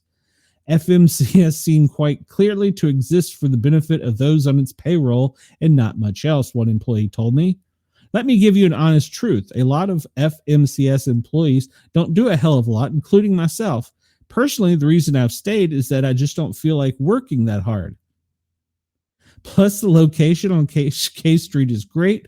We have all these oversized offices with windows. Plus, management doesn't seem to care if we stay out at lunch a long time. Can you blame me? Top FMCS official George Cohen used a recreation and reception fund to order champagne and $200 coasters for his office and to purchase artwork painted by his wife. The tiny agency commissioned paintings of its top employees. One employee told me they were like reigning kings. I've never seen anything like it before. It spent $2,402 retouching the portrait of someone who briefly held the top job in an acting capacity. FMCS has unblocked their own government credit cards to turn off typical abuse protections that then use them to apparently fund personal experiences and simply bill anything they'd like to the government. One employee leased a BMW. Another, IT director James Donnan, billed the government for his wife's cell phone, cable TV at both his home and his vacation home, even his subscription to the USA Today. I'll let him have that one. Employee Dan Funkhauser used his card to rent a storage unit near his home in rural Virginia, 2 hours from the office he supposedly worked at, which was used to store personal possessions such as photo albums of his dog Buster. He also spent $18,000 at a jewelry store near his house and destroyed all purchase card records upon leaving the agency, according to an audit. When Charles Burton retired from FMCS, he incorporated to an LLC to which FMC employees paid $85,000 using his purchase card, listing it as a call center service, even though the company had neither a website nor working phone. When accountant Carol Booth blew the whistle on the financial abuses to the GSA, Government General Services Administration, which manages purchase cards and contracting, Cohen forced her to send an email, which he wrote under her name, rescinding the statement. Like something out of The Office, the employees spent an inordinate amount of time and money congregating one another for being employed there and engaging in work that literally amounted to pampering themselves. One purchase was $30,000 on trinkets, making employees anniversaries. The agency's office was absurdly oversized, but it refused to move. It hired a consultant for a hallway improvement project to decorate it and an in-house gym for employees, and purchased a $1,000 TV for the gym, as well as a $3,867 ice maker and a $560 stereo. These expenses were all actual business related and were hardly better. It paid, for example, $895 for Susanna Nitschner's enrollment in English Essentials, a grammar refresher course, and $735 for Lakeisha Stewart to attend listening and memory skill development. Seeing a trend here? Yes, why would you retire from a gig like that? You need someone to come in and do an audit and fire you. I don't want to pay for this. Employees allegedly steered contracts to friends, allowing them to write the statement of work that would be used to choose the contract winner, resulting in, of course, their own selection. Such trainers were paid $1,500 per day per person to train FMCS's staff, plus $163 an hour for travel. When a low-level employee eventually said the extra travel pay ran afoul of federal rules, a contractor made it clear he viewed it as an entitlement, huffing, "When we have successfully performed for the agency for more than a decade at great personal sacrifice, I should add, I will be taking away anything unless we comply in an unquestioning manner with your etiquette." That's a politician's answer. The top agency official, Scott Beckingbaugh, said he was paid $174,000 a year, but that wasn't enough. He had his duty station listed as Iowa so that he could have all of his expenses and food paid for in D.C., where he lived and worked, as if he were on a 6-year-long business trip. When an employee raised the issue to an agency lawyer, the lawyer told him he should not raise these issues. It could open a can of worms. You think? They hired a former mail carrier who lived in Pennsylvania, Luann Glazer, for a high-level D.C.-based job and agreed to pay for her to stay in a hotel for half of every other month, even though it would have been easy to find someone better qualified who didn't need to be put up in a hotel to simply do her job. Paul Voigt, a human resources official, was listed as living in D.C., even though he actually lived in Wisconsin, in order to fraudulently obtain higher cost of living pay. His boss was Artur Perlstein, who left the agency to become a law professor. They're shocking. And then rehired after his academic career imploded in a plagiarism scandal. It's even more shocking. His first move in his new job was terminating an independent investigation into FMCS staff abuse. Yeah, we don't need Doge. Many of the agency's top employees lived outside of typical Washington, D.C. commuting area and only stopped in the area occasionally. In the era before telework was routine, its CFO, Fran Leonard, would come into the office twice a week, but leave at 2. The agency had inexplicably an office in Honolulu. It funded constant travels of its employees to exotic locales on the pretext that it was drumming up business for the federal agency, an admission that there was little demand for its existence. In 1 month, Beck traveled to Italy, Switzerland, where she conducted a business meeting over video chat. Then she went to Tunisia, an island off the coast of Georgia, and she flew first class and forced the agency to reimburse her for mileage when she drove to her vacation home in Maine. I'm just going to stop right there. $63,000 to a hospital that went bankrupt, $51,000 to childcare to pay for a licensing fee. Please, Doge, go close them down. We don't need that. Send them home. I'm sure they'll get their government pension, but good Lord. That's why we need Doge. That right there is the prime example of why we need Doge. All right, we're going to get away from government stories and get into entertainment. I think maybe I won't. I don't know, or it could just be in the wrong place. Travis Kelce is ready to bring his dating game to new heights. What kind of new heights do you bring your dating game to when your girlfriend is one of the most richest females on the planet and you're not doing too bad off yourself? What is the new height here? He went to a Knicks game with Taylor and during appearance at March 19th in an episode of New Heights. This was like 10 years ago, and I was there with my son, and literally we FaceTimed my daughter, who's a huge Swiftie. She's now 23. I went to a Nick. Ben told Travis during his appearance on March 19th. He thinks a basketball game could provide the perfect new venue. and an assist with and needs an assist from Ben Stiller. High praise that Travis was more than happy to match. So he went to a Knicks game with her. Okay. Ben, who's often seen courtside at New York City's games, was all for the idea. You should definitely come. And the night at the museum, Star said before joking. And I got another story about him coming up. I can hook that up for sure. So they're going to be going to a New York Knicks game. She's been at many Kansas City games, and she's sparked a lot of chatter, but now she will be a Knicks fan. All right, so she's going to go to a Knicks fan. So make the friendship bracelets. I don't even want to go over this article because it scares me, because I have someone supposedly sending me a friendship bracelet. Kylie Jenner. We all remember who Kylie Jenner is, right? Did you know she's a mom? Well, apparently the 27-year-old who shares kids Stormy 7 and Airy 3 with Travis Scott is picking up their children in a red gown, or I'm sorry, she declared that she would wear this outfit to pick her kids up. It's a red gown made of latex. Apparently, this has upset many people. I can't see why that this is not appropriate for the PTA. Can anyone else? It seems to me that this would be fine to pick up your children at the schoolyard with. I'm sure she's not driving.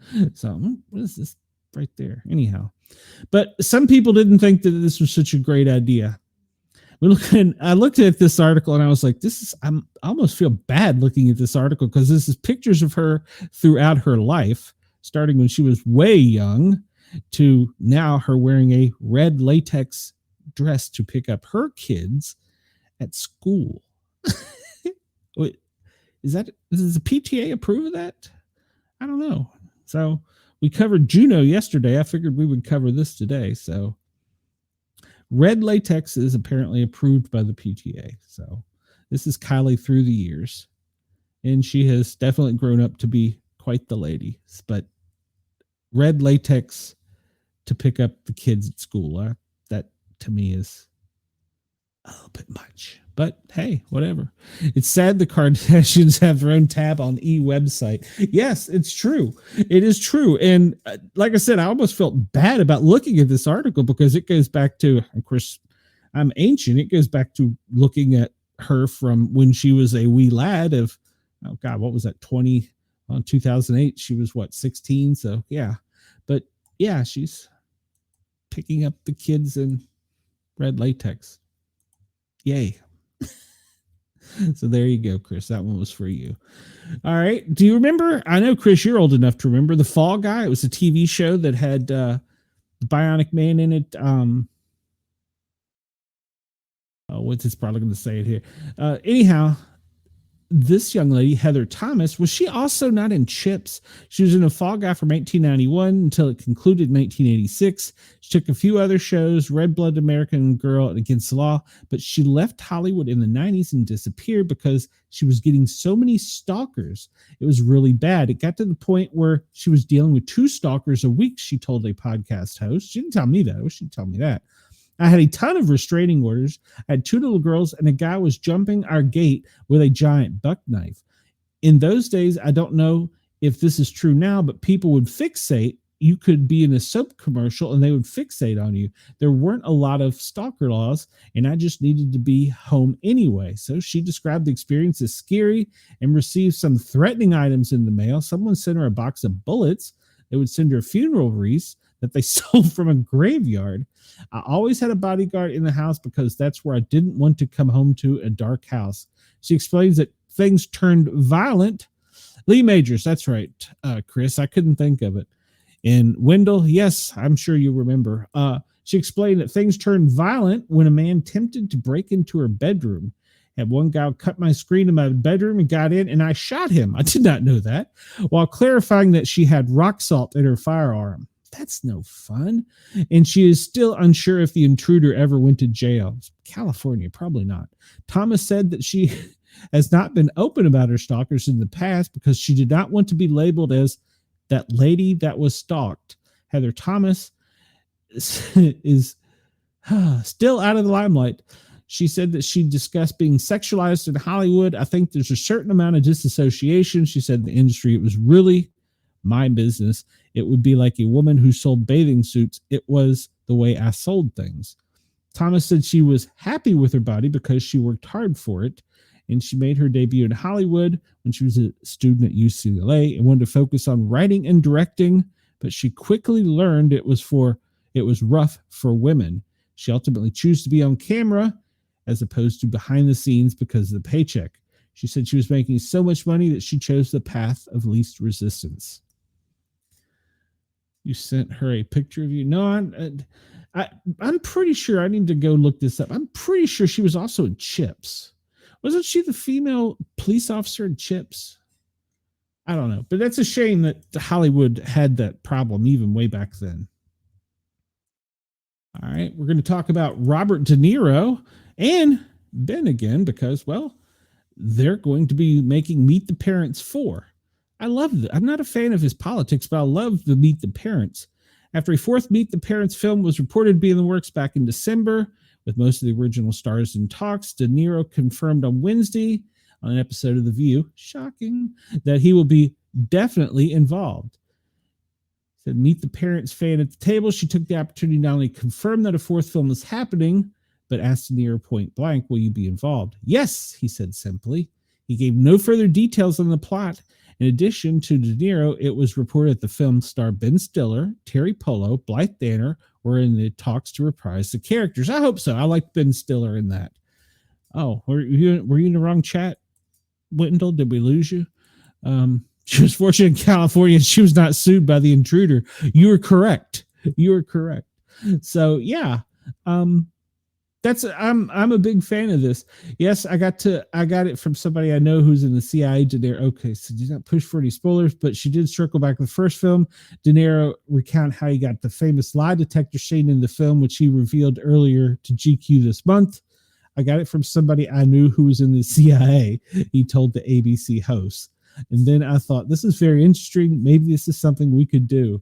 Those are great movies. I love those movies. So yeah, I'm excited about that. It'll probably be out around Christmas time, like all the others are, right? No, that was definitely the wrong button. Escape, F11, stop. Yeah, that's a fun movie. I liked it. I was the only one in that one. What? You were the only one in your own chat? Okay, well, that's no fun if you're talking to yourself. There's a new movie coming out called Ballerina, which is a John Wick spinoff. I can't show you the trailer because of obvious copyright violations, and it's being released by Lionsgate, and it's supposed to be action-packed, featuring more of Keanu Reeves than we'd seen before. Ballerina's new looks shows a stand between Ana de Armas and Eve and Reeves in a signature role. John Wick 5 was confirmed and may move forward without Keanu Reeves, but the reason he features in Ballerina is due to the fact that when the film was taking place in the events of 3 and 4, it was before the start of 4. That confuses me.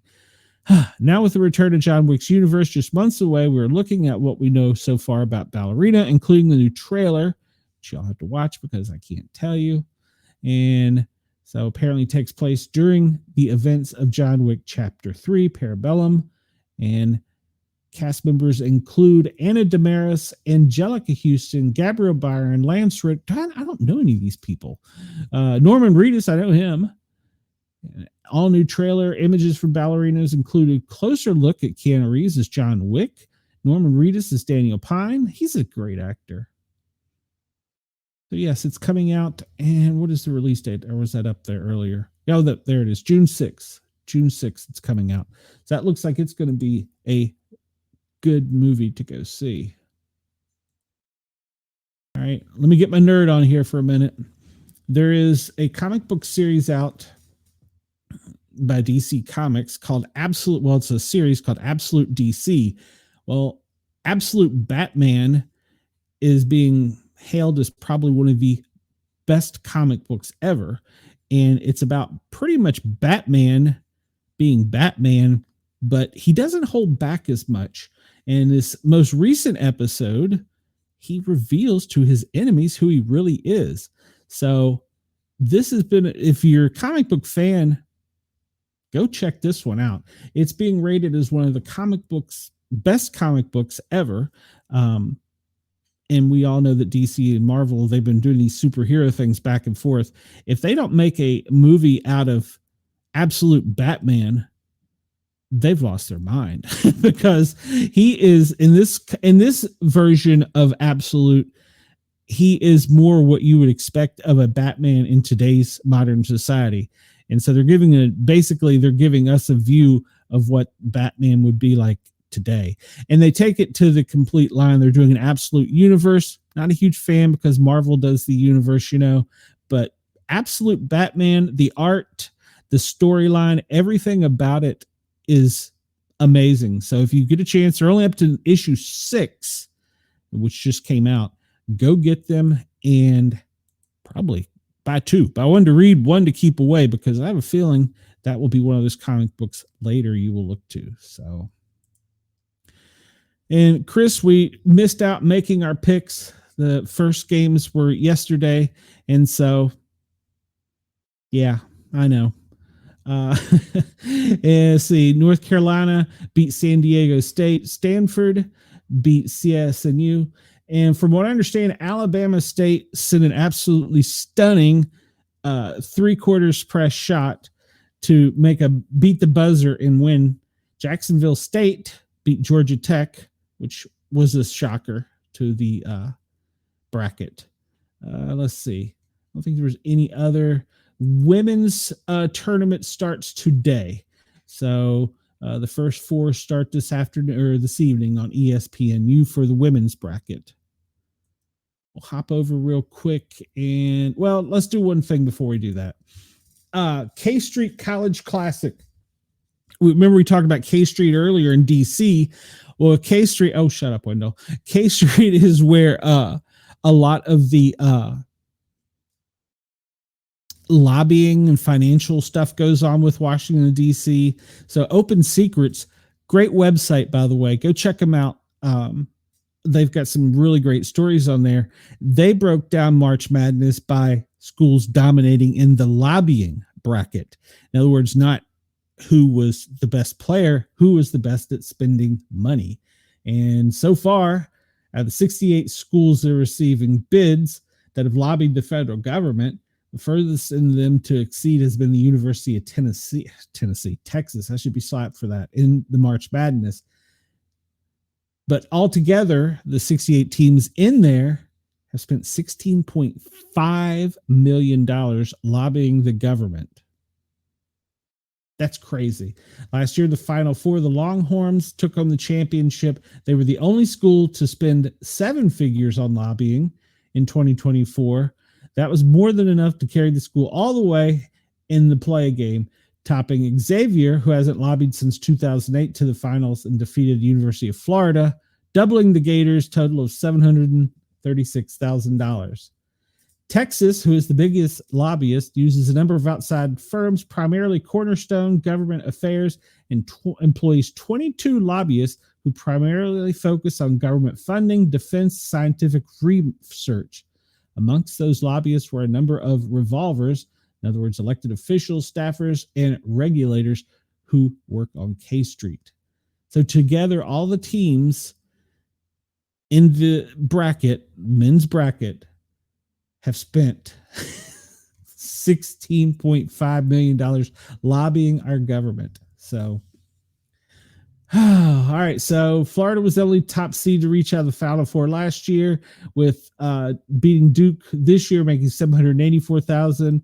And they go on to talk down here about which teams. I wish they put a list, but University of California has spent as much as $2.2 million in 2024.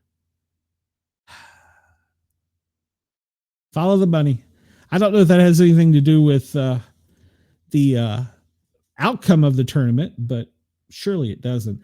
There was no new line of duty deaths. There's 2 female officers that committed suicide. They're not considered line of duty deaths. And there was 1 canine officer who was going to try and get the story up about, but that was overnight. The canine was shot while taking down a bad guy and saved his partner, the police officer. There's been no new fatalities for firefighters. And the only thing I missed so far today, and I'm not going to cover because we only have 5 minutes left, is any late breaking sports news. So, all right, everybody. I hope you enjoyed the show, even the banter back and forth amongst Ross and I. I still love him to death, but we don't agree on everything. Wendell says if they cancel all sports, you would be happy. No, you wouldn't, Wendell. There's no life without sports. Sports is life.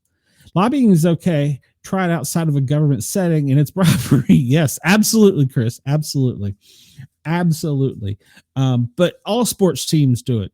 NFL, MLB, they all do it. Whether it's to the local or all the way up to the top, they all do it. So I want to thank everybody at Radio X Australia. I hope you have a great day wherever you are. And I want to thank Ross at Yerg's Radio, and hopefully he'll allow me back on tomorrow, and Rainbow Radio.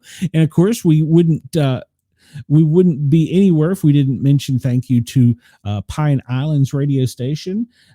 We go out there every night, midnight. And I believe tonight's episode is yesterday's. I believe they're one day behind us. I'm not sure. I have to go back and listen again, or I could have gotten behind, but I want to thank them. And if you have any questions, you can send them to me via email at sportcat@protonmail.com. This is all going to be in the description of the show. And I need everybody to please come over and find us on YouTube and help us spread the word by liking, following, and sharing the Paranormal Guys with a Z on YouTube. Let's see. I have some TikToks out. You can find that under Sportcat Medic on TikTok. Wendell says to tell Ross hello. I'm sure I've got a stream of messages from Ross. Let's see. What else do I have? I think that's all my thanks for the day. I appreciate more than anything. I appreciate my audience. I appreciate all my regulars, Wendell, Denise, Chris, Ross, Brenda, all of you. I appreciate you for helping spread the news and spread the love about us. We're a small show with a big mission. So, and I've already got a spammer sending me email about the show for today. Good news. So we must be doing something right. All right, everybody, have a great day. And as I say, in case I don't see you, good afternoon, good evening, and good night. That's right. In case I don't see you, good afternoon, good evening, and good night to wherever you are in whatever part of the world you're in. Have a safe night. I will be back tomorrow at 1:00, and we will have more fun spreading the word about the Daily Gazette. Everybody have fun. I'll see you soon. Bye now.